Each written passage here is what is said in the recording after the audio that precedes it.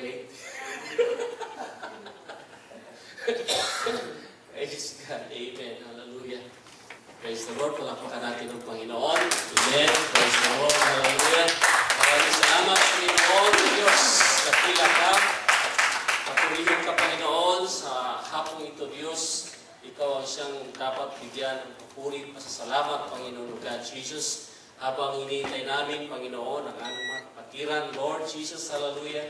Hayaan mo, Panginoon, maluwalhati ka, Panginoon o Diyos, sa aming mga puso, sa aming mga labi, Panginoon o Diyos, sa aming pag-awit, sa aming pagpapalakpak, Panginoon. Lahat ng kalakasan, Panginoon o Diyos, ay ibabalik namin sa iyo. Salamat, Panginoon. Pagpalain mo, Panginoon o Diyos, ang Sunday School, na tunay, Panginoon o God Jesus, pinalalakas mo kami, Panginoon, ang iyong mga salita. Lord, salamat at nananatiling pa ang salita mo, Panginoon o Diyos, ng may kalayaan, Panginoon, sa aming mga buhay. Pagpalain mo, Panginoon, ang aming tagapagturo, Panginoon. Langisan mo siya, O Diyos. Hallelujah, Panginoon. Bigyan mo siya ng wisdom, knowledge, Panginoon o Diyos, God, upang lalong bigyan kalakasan, Panginoon o Diyos, ang bawat isa, Panginoon, sa hapon ito. Maraming salamat. Pinupuri ka namin, pinasasalamatan, Panginoon, sapagkat ikaw ang Diyos na buhay, Panginoon, na siya namin pinaglilingkuran. In Jesus' name, in Jesus' name. Amen. Praise God. Nawitin natin, mga kapatid. Come to Sunday School. Come on, keyboardist. Alright. Come to Sunday School. Come to Sunday School. Every Sunday afternoon. Come to Sunday School. Come on, choir. Yes. Come on, choir, sing. Every Sunday afternoon, come to Sunday School. Bring your own Bible. Bring your own Bible. Every Sunday afternoon, bring your own Bible. Bring your own Bible. Bring your own Bible. Every Sunday afternoon, bring your own Bible. Amen. Praise God.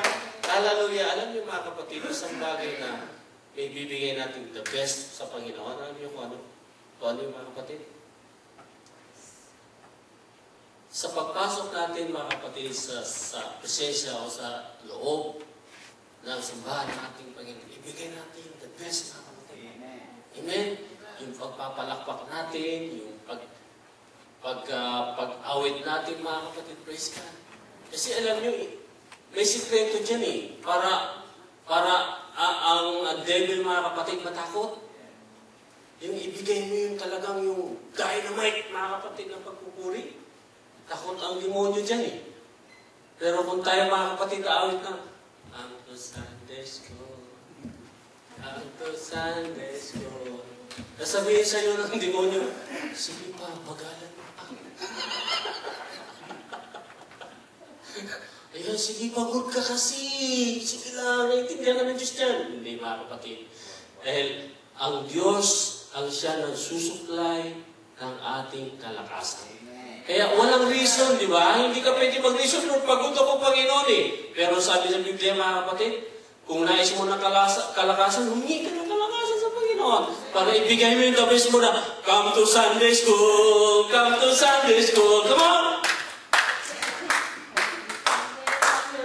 Come to Sunday School. Come to Sunday School. Come to Sunday School. Kailangan mag-excited tayo, mga kapatid. Come to Sunday School. To Sunday School. Come on. Come on, hindi mo yung katabi mo. Right. Come to Sunday School. Come to Sunday School. Every Sunday afternoon, come to Sunday School. Oh, di ba napasin yun? Wala, tumakbo na siya. Yan ang sikreto niyan, mga kapatid. Kahit marami kang problema, kahit marami kang pagsubok, kumanta ka ng merong lakas, mga kapatid, yung meron talagang may pananampalataya na ikaw, demonyo ka, ha? Demonyo ka talaga. Kaya, no? Kasi minsan, gano'n na situation, mga kapatid. Galing tayo sa labas, galing tayo, mga kapatid, nasasagap natin yung mga bagay na hindi maganda sa Panginoon. Pagdating mo dito sa loob ng church, ilan mo kagad, okay, lumayas ka rito, hindi kita kailangan dito. Basta ako, pag nandito ako sa loob, magpupuri ako sa Panginoon. Makikinig ako ng salita ng Diyos, bubuksan ko ang aking mind, ang aking isipan, praise God, at makikinig ako para sa aking ikalalakas.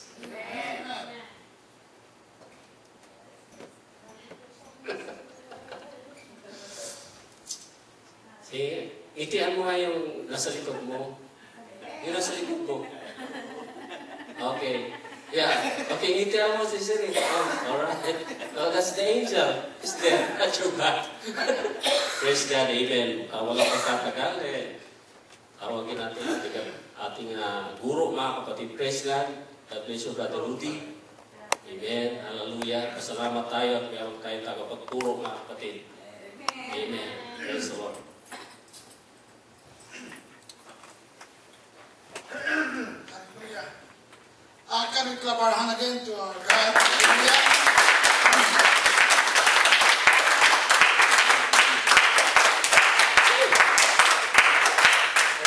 Hallelujah. And medyo lumalakas na ang ating mga kapatid. Hallelujah. Amen. With feelings. Ganyan po mga kapatid. Hallelujah. The lesson we have to learn today is your pastor and you.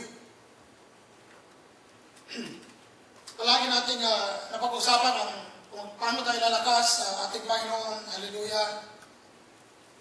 Pero kung minsan nakakalimutan natin ang ating pastor, mga kapatid, na siyang ginamit ng ating Panginoon na nabigyan tayo ng wisdom about the Word of God. Kaya nga tayo nandito ngayon dahil sa ating mga pastor. Hallelujah. Kasi alam ko, nagaling din ako doon kung wala ang ating mga pastor, mga kapatid. Wala ako ngayon dito na nagtuturo sa inyo. Dahil sa ating mga pastor, mga gwapo. Hallelujah. Pero mga top gun na, yung mga kapatid. Hallelujah. Ang iyong lingkod, malapit na rin maging top gun. Top 9 na lang. Ito.